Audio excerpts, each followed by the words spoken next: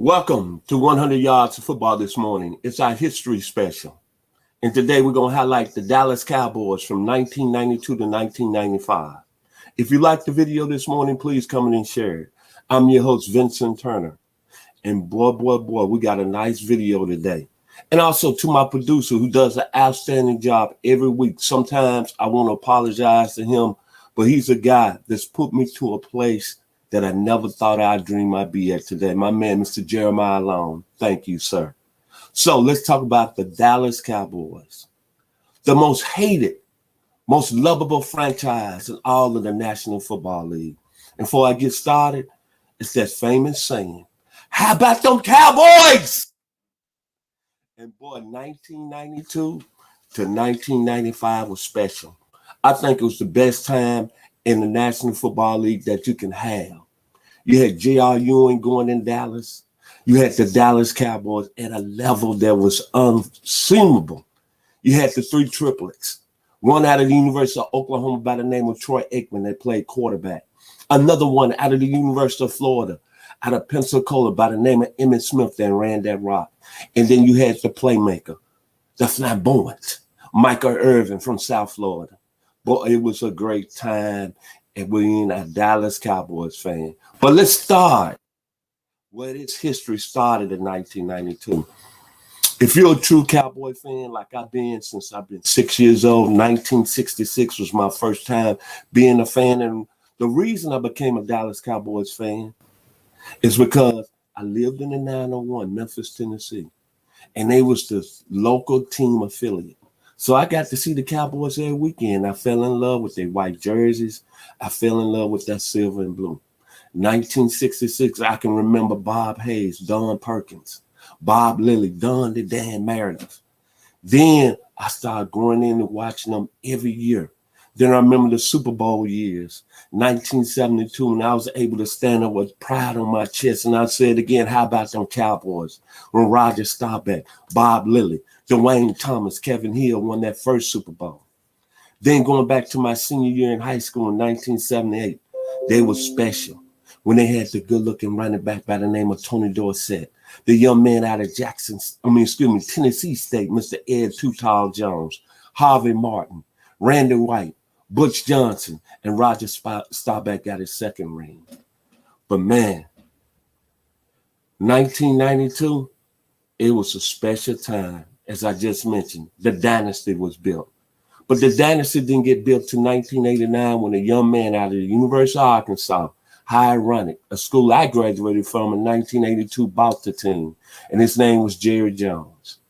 And he brought on his roommate and college friend that played with him on that 1964 national championship team, the Arkansas Razorbacks. They had Fred Marshall, Ken Hatfield, Lloyd Phillips, and they had a young man by the name of Frank Broyles that coached that team. These two Razorbacks, Pig Sooie, started what we know today, the modern-day Dallas Cowboys. When Jerry Jones bought the team and Jerry Johnson took over in 1989, didn't start out right. They drafted Troy Aikman number 1, but the Cowboys went 1-15. And Jerry Johnson, being a smart man he said, you know what? I got to do something with the team because the talent level, we're not going nowhere. We got Ray Horton, who's in past his prime. We got Jack Del Rio that's past his prime. Too Tall Jones is past his prime. And Everson Walls has seen his last days. No disrespectful to all those great players that's played in the National Football League. But there was one guy that can make a major difference in building this franchise. And he was out of the University of Georgia by the name of Herschel Walker. And today we broadcast from Metro Atlanta. How ironic. So the Cowboys made a major trade. They traded Herschel Walker to the Minnesota Vikings for 8 draft picks and 4 players. Those 4 players were Isaac Hope, Jesse Solomon, David Howard, and Alex Stewart. But this was what built the Cowboys during that dynasty. 1990 draft, they got Emmitt Smith and Jimmy Jones. 1991, Alvin Harper out of the University of Tennessee, Dixon Edwards out of Michigan State, and Godfrey Miles out of Florida, Eric Williams from Central State, Ohio, Leon Lett, and Larry Brown. To me, one of the best drafts ever, that 1991 NFL draft. Then when you move on, 1993, they got Darren Smith and Brock Marion. And 1992, to skip over one draft, 1992, Kevin Smith out of Texas A&M. And the Cowboy dynasty was starting to be built. 1990, they went 7-9. 1991, the traction started to turn. They went 11-5, made the playoffs, and lost in the second round to the Detroit Lions. Then 1992, it's my man, Mr. Bard Bass, out of Lufkin, Texas. How ironic. The explosion happened. The Cowboys got together. They was the youngest team in the National Football League. They pounded Philadelphia in the opening round of the playoffs in 1992, 30-11. Then they went to the Nimitz, the team that everybody was talking about, the team of the 80s, the San Francisco 49ers. They had changed quarterbacks, but they were still a strong team. They had the young man out of BYU, Steve Young, running the show. But they still had Jerry Rice. They still had John Taylor. They still had my homeboy, Tim Harris. They still had Michael Carter, and they still had Steve Wallace. And boy, Dallas went up to San Francisco and shocked the world, as Ali did with Liston in 1964, and beat the San Francisco 49ers 30-20, and they went on to the Super Bowl 27. Now, what was ironic about Super Bowl 27? The Cowboys were playing the fun and gun. The Buffalo Bills, who everybody said was invincible, had the greatest offense everybody was saying at all time. Jim Kelly running the show. Thurman Thomas running the rock. Andre Reed making plays outside. James Lofton. But what everybody was talking about, how was Dallas going to be able to move the ball on that Buffalo defense? They had the man out of Virginia Tech, Bruce Smith. They had the man out of West Virginia, Derek Talley. And they had a nice cornerback out of Wisconsin, by way of Columbus, Georgia, Nate Odoms. Well, you know what happened in that game? The Cowboys shocked the world. The defense behind Kenny Norton Jr., Jimmy Jones, the young man out of James Madison, Charles Haley, young man out of UCLA, James Washington, forced 7 turnovers in that game. And the Cowboys world came alive, 52-17. And boy, it became an oasis across the country. The Dallas Cowboys are back. Then coming back into the 1993 season, the Cowboys repeated. What was ironic about that season, Emmitt Smith set out 2 games in a contract dispute. Cowboys went 0-2 in the first games, and Jerry Jones got sensed in his head and signed Emmitt, and the Cowboys went on to a 12-4 record. Beat the San Francisco 49ers in the NFC Championship game 38-21. Troy Aikman was knocked out of that game, but Bernie Kosar came on and led the Cowboys to the Super Bowl. And that Super Bowl in 93 was played in Atlanta, Georgia. And that's when Atlanta was rocking with Freaknik, and everything was all eyes on Atlanta then. But back in January in the lovely Georgia Dome, the Cowboys defeated the Buffalo Bills 30-13. It was all about the young man from Pensacola, Florida, Emmitt Smith, the same hometown as Alex Leatherwood, Doug Baldwin, Derek Brooks, oh my God, and Roy Jones Jr. The young man represented Pensacola that day, 136 yards, and Dallas had back-to-back Super Bowls. And the dynasty was starting to roll. And I really would say this, being a Cowboys fan. If this situation wouldn't have happened in 1994, I'm almost certain with the roster the Dallas Cowboys had and with the players they had, Dallas could have easily ran off 4 to 5 straight Super Bowl championships. That's how good this team was. But what happened in 1994, the kingdom came crashing down. I call it the clash of egos. For some reason, Jerry Jones and Jimmy Johnson didn't see eye to eye, and Jimmy Johnson stepped down as head coach in March in 1994. I was still in my mind saying, okay, we still got enough talent, but who we going to bring on as the head coach? And then all of a sudden, I see the press conference, and all I can think of is, Boomer, Sooner, University of Oklahoma. Brad Switzer comes out, new head coach in 94. But this is the thing that's funny about this. On the 1964 national championship team at Arkansas, Barry Switzer was an assistant coach. So he coached Jerry Jones. Now he's going to go work with Jerry Jones and become the coach of the most powerful franchise in all of sports, the Dallas Cowboys. Well, you know the 94 season when it's playing, the Cowboys went 12-4. But they had to get by the Nimitz, the San Francisco 49ers, who made a big acquisition in the offseason. They brought on the best corner they ever played the game out of Fort Myers, Florida. And his name is Deion Sanders, right now the head coach at Jackson State University. During the regular season in 94, San Francisco beat Dallas. Troy Aikman threw over 300 yards in that game, but he threw 3 picks. And Deion Sanders, I believe in that game, had 2. But it's the NFC Championship game. 1994, and I can remember that day clearly because I was an employee at FedEx. I worked on the Sunday shift from 6 a.m. to 3. The game kicked off at 3 o'clock. Once I got off that evening, I sprinted to my car, got home. My mother, Vincent Turner, had cooked a very good meal, that good fried chicken.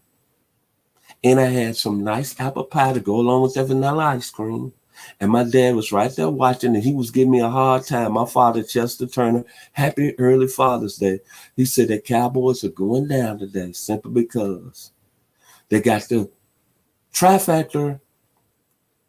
The guy that can make a difference, Deion Sanders. And you know what happened? The game kicked off, 1994. Dallas got the ball, first series.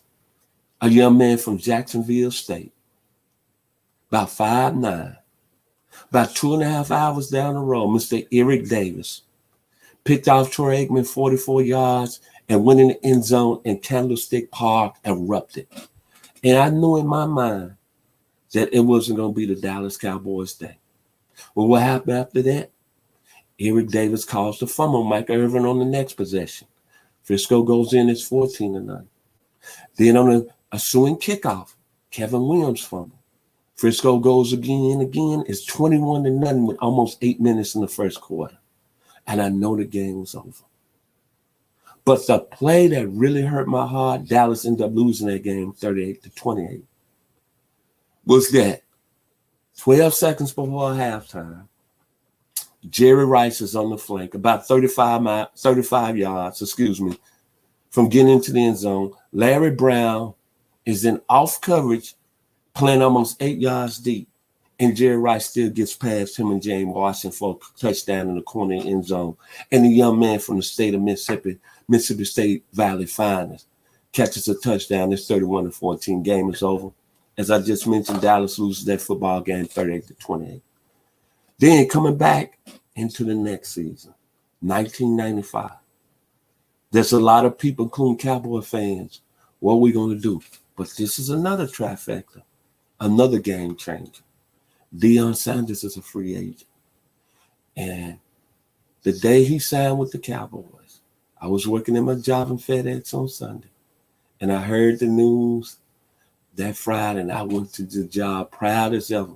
We have got the guy that put us over the top in 1995. It didn't start out well. I heard there was a lot of distinction within the team with Deion signing. But overall, the Cowboys got together. They went 12-4. And I remember that NFC Championship game they had against the Green Bay Packers, which they beat Green Bay 37-27. But that was a very tough football game because that young man from Kia, Mississippi, by way of Southern Mississippi, Brent Favre was throwing that thing. And a young man out of South Carolina, Mr. Robert Brooks, was giving us fits. And a young man, grace his soul, is up in heaven from Chattanooga, by way of Howard High School, University of Tennessee, Reggie White. That was a tough football game, but the Cowboys prevailed 37-27. And then 1996, Super Bowl 30 in Phoenix, Arizona. Actually, Tempe, Arizona, because the game was played at Arizona State's home stadium. That whole weekend, it was the Steelers and the Cowboys. And all I could think about, I'm talking about the Pittsburgh Steelers, Please, if anything doesn't happen, let us get revenge from how the Steelers used to pound us in the 70s. And that day, an unsung hero came up big. The cornerback out of TCU, by way out of Fort Worth, Texas, Larry Brown had 2 key interceptions. Emmitt Smith had 2 touchdowns. And that was a very tough Pittsburgh Steelers team. The difference in that game was the quarterback position. And I really feel if Pittsburgh had a quarterback, they would have beat the Cowboys that Sunday. But let me give kudos to that Pittsburgh team. Kevin Green was a great player. Greg Lloyd was that dog out of Fort Valley. Levon Kirkland was that man out of Clemson. Cornell Lake out of UCLA was that guy. Rob Woodson was coming back off a knee injury out of Purdue University. Boy, they had some players, man. Bam Morris was running that thing from Texas Tech. Yancey Thigpen was representing Winston-Salem State. And kudos to the man who came on the scene, Slash, by way out of New Orleans, Mr. Cordell Stewart. So respect to that team, because Dallas ended up beating Pittsburgh 27-17. And all I can remember was after the game, Barry Switzer was saying, "How about them Cowboys?" And he looked at Jerry Jones in the locker room. "We did it, Jerry. We did it." And then my guys from Florida, Deion Sanders and Michael Irvin coming to the podium with them hats, showboating. And then Emmitt Smith and Troy Aikman doing this, 3-time world champion. But I never thought that Super Bowl 30 would be the last Super Bowl that I've seen the Dallas Cowboys ever play in. So we rolled the dice. And right now, we're looking at the 2021 team under Dak Prescott. And all I'm going to say is to Cowboys Nation, I think this team right here, if Dak Prescott is healthy, with the acquisition of Dan Quinn as the defensive coordinator, the players that we drafted on the defensive side of the ball, and Kevin Joseph and Michael Parsons, and what we got offensively, Amari Cooper, Michael Gallup, CeeDee Lamb, our offensive line comes back strong, and Tyron Smith and Lydell Collins, and the young man from Ohio State, Ezekiel Elliott. I think I might see another Super Bowl before I pass away. I'll be 61 in July. But going back from 1992 to 1995, that was special, man. Being a Cowboys fan in Memphis, Tennessee, and people got to understand this. In my hometown, you're either going to be 3 fans from the professional side. You're either going to be a Cowboys fan, or you're going to be a Steelers fan, or you're going to be a Titans fan. But back then, you was either Cowboys or Steelers. It was no way about it.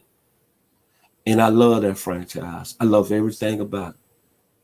Because think about this.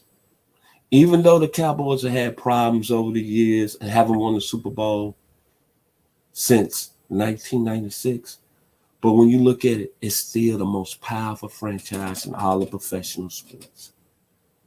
The most richest. That's right.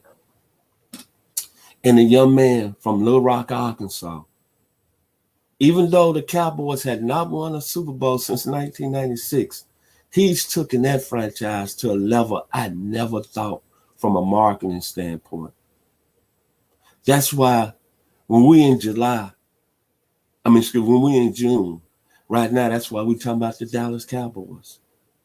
Tom Brady's won his 7th Super Bowl ring, but everybody's still talking about how about them Cowboys. It's special. And the players still stay close to the program. Emmitt Smith, Troy Aikman, Michael Irvin. If you've been a Cowboys player in the past, it's something special about wearing that star.